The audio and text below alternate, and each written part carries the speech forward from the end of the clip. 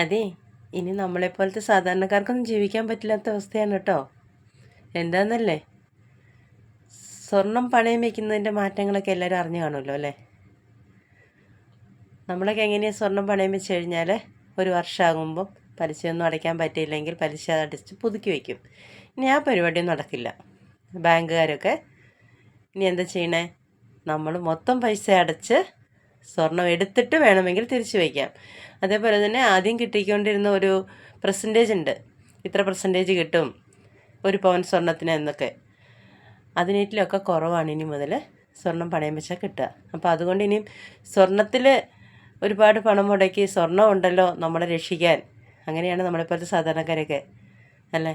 എല്ലാ അസുഖമൊക്കെ വന്ന് ഓടിപ്പോയി സ്വർണം പണയം വയ്ക്കും. കാതിൽ കിടക്കുന്ന കുഞ്ഞു കമ്മലാണെങ്കിലും ഊരിക്കൊണ്ട് പണയം വയ്ക്കും. പണയം വെച്ച് ചിലപ്പോൾ അത് എടുക്കാൻ പറ്റത്തില്ല.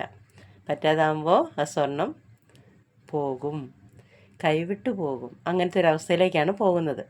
അപ്പോൾ കാര്യങ്ങളൊക്കെ ഏകദേശം മനസ്സിലായി കാണുമല്ലോ.